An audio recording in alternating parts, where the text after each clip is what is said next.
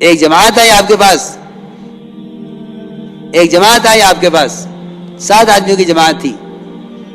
حضرت حیات الصحابہ میں حدیث علقمہ کے نام سے اس روایت کو نقل کیا ہے. جماعت آپ کے پاس آئی، آپ نے پوچھا ما انتم، تم کیا ہو؟ یہ فرمایا کون ہو؟ ہم میں سے کوئی ہوتا تو آگے بڑھ کے تعارف کراتا کہ ہاں میں تاجر ہوں، ہاں میں وزیر ہوں، ہاں میں صدر ہوں، اور اتنا ہی نہیں بلکہ فخر کرتا اس پر.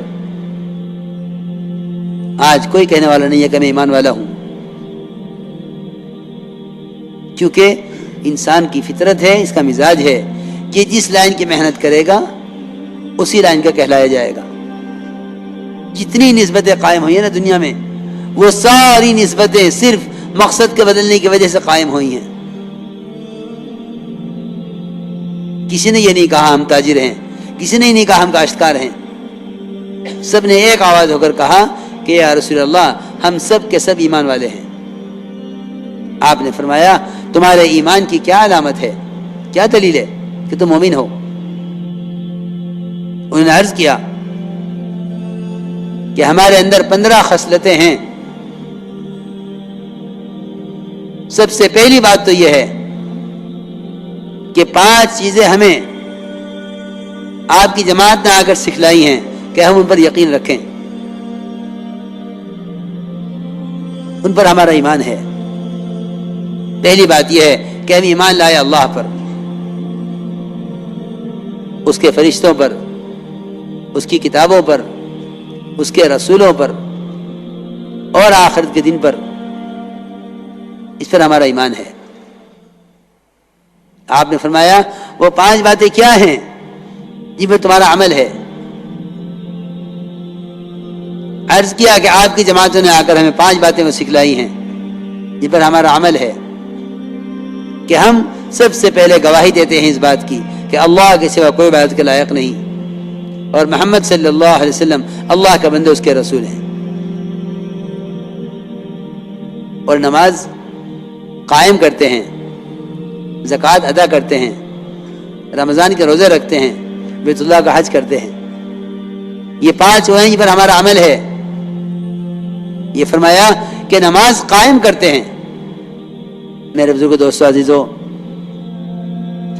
نماز کا اگر نماز قائم کر لی جاوے، واقعی نماز قائم کر لی جاوے، تو یقینی بات ہے کہ پورا دین قائم ہو جائے گا. کیونکہ آپ نے فرمایا ہے، یقینی بات ہے، من اقامہا فقد اقام الدین. جس نے نماز کو اس طرح پڑھ لیا جس طرح نماز پڑھنے کا حکم ہے، من اقامہا، جس نے نماز کو اس طرح پڑھ لیا جس طرح پڑھنے کا حکم ہے، اس نے اپنے پورے دین کو قائم کر لیا ہے.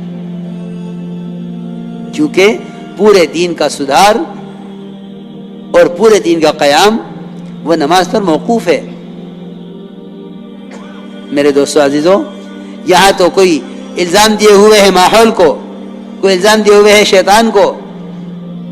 حالانکہ میں بہت ضروری بات عرض کر رہا ہوں، سب سے پہلا الزام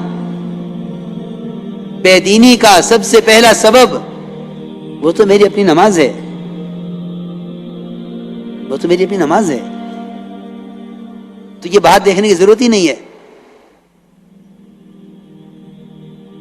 حکام بدلیں گے تو حالات بدل جائیں گے، ماحول بدلے گا تو حالات بدل جائیں گے. نہیں، سارے دین کا مدار تیری اپنی نماز پر ہے. اس لیے کہ بات حق ہے، من اقامہا فقد اقام الدین. جو نماز کو اس طرح پڑھ لے جس طرح پڑھنے کا حکم ہے. میرے دوستو، بزرگوں، عزیزو، اگر خدا کی قسم نماز کی طرح پڑھ لی جاوے تو دین کے کسی شعبے کا کوئی حکم ٹوٹ نہیں سکتا. یہ یقینی بات ہے. میں بات کر رہا ہوں نماز پڑھنے والوں کی، نماز چھوڑنے والوں کا تو کوئی ذکر ہی نہیں ہے. کیونکہ نماز کا چھوڑنا تو یقیناً کفر ہے، بعض کے نزدیک واجب القتل ہے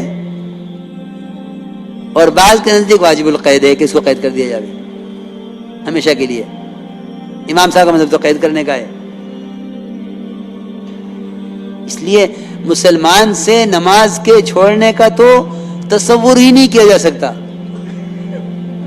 جس طرح ایک مسلمان سے کفر کا اور ارتداد کا تصور مشکل ہے، محال ہے، اس طرح ایک مسلمان سے نماز کا چھوڑنا اس کا تصور مشکل ہے، محال ہے، ممکن نہیں ہے. کیونکہ یہ ممکن ہے اور ہوا ہے کہ غیروں نے نماز پڑھ لی ہے. میں نے ابھی عرض کیا تھا واسع بن اسحاق کا واقعہ کہ نماز پہلے پڑھی انہوں نے، اسلام بعد میں قبول کیا. یہ تو ممکن ہے کہ ایک کافر نماز پڑھ لے، مگر یہ ممکن نہیں ہے کہ ایک مسلمان نماز چھوڑ دے. یہ تو ممکن ہے کہ کافر نماز پڑھ لے، یہ ممکن نہیں ہے کہ ایک مسلمان نماز چھوڑ دے.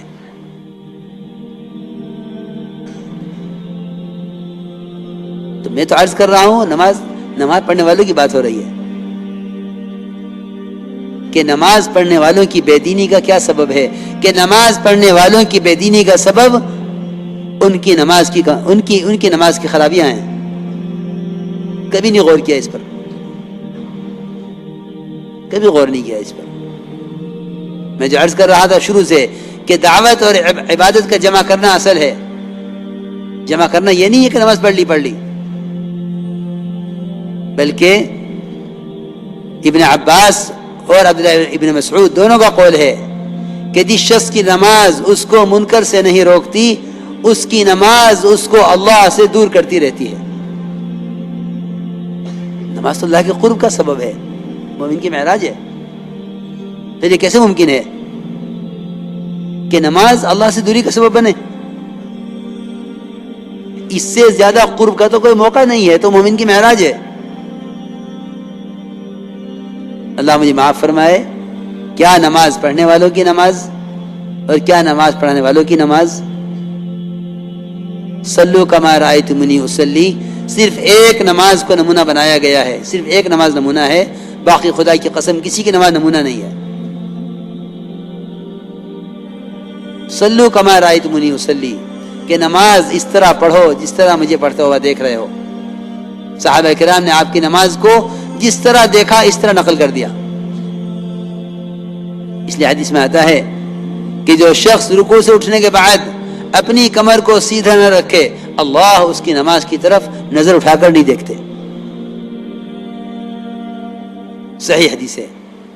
من لم يقم صلبه بين الركوع والسجود لم ينظر الله الى صلاته، کہ اللہ اس کی نماز کی طرف نظر نہیں اٹھا کر دیکھتے کہ یہ کیا کر رہا ہے.